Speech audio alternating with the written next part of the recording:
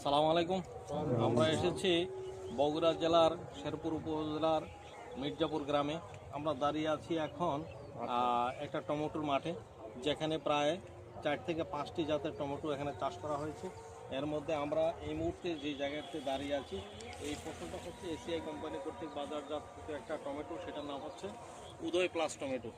এই উদয় plus tomato চাষ করেছেন আমাদের আদর্শ কৃষক ভাই মোহাম্মদ আমিনুর রহমান। তার সাথে আমাদের মানে এখানে অসংখ্য আদর্শ কৃষক ভাই এখানে আছেন। আমরা এই মাঠটি পর্যবেক্ষণ করেছি, দেখেছি। কম্পারেটিভলি তুলনামূলকভাবে কতটা ভালো মন্দ হয়েছে সেটা আমরা দেখেছি। তারপরেও আমরা যিনি চাষ করেছেন, যিনি একজন আদর্শ নার্সারিম্যান, আমরা ওনার কাছ থেকে আমরা জানতে চাইব যে আপনি যে 5টা জাতের টমেটো চাষ করেছেন, তার মধ্যে আপনার এই উদয় প্লাস টমেটোটাকে আপনি কেমন দেখছেন। সকল দিক থেকে বিবেচনা আপনাকে বলতে হবে যে এটা গজানোর ক্ষমতা কেমন ছিল, চারার বিগুরিটি কেমন ছিল, সতেজতা কেমন ছিল, এবং সেটার ফলন কেমন, গাছ কতটা প্রতিকূলতা সহ্য করে দাঁড়িয়ে আছে, এই সবগুলো নিয়ে আমি আপনার ভালো এবং মন্দ সবটা আপনার কাছ থেকে জানতে চাই। ধন্যবাদ বড় ভাইকে এবং এসআই কোম্পানির বড় কর্মকর্তা বড় ভাইকে ধন্যবাদ জানাই। আমার নাম মোহাম্মদ আমিনুল ইসলাম, গ্রাম ভাকরা, পোস্ট অফিস খানপুর, থানা শেরপুর, জেলা বগুড়া। আমি ছোট একটা উদ্যোক্তা চাষি। 5টা জাতের টমেটো লাগাইছি আমার এই প্রজেক্টে।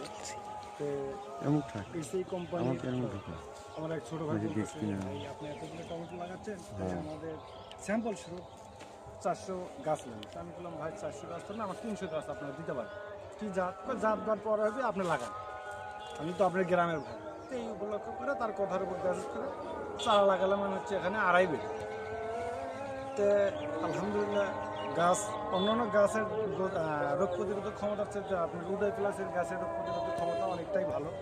আমি একটা চারাও যে দ্বিতীয়বার স্টেপে লাগান, আমার তো লাগান লাগেনি। আমার তো প্রায় এই 2.5 বিঘা 2 থেকে 3টা চারা মারি গেছে। কী কারণে গেছে সেটা চারাই ভালো এই বিষয়।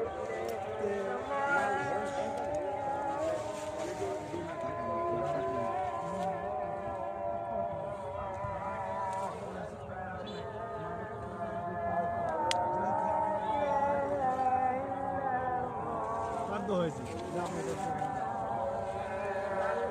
কি গাছের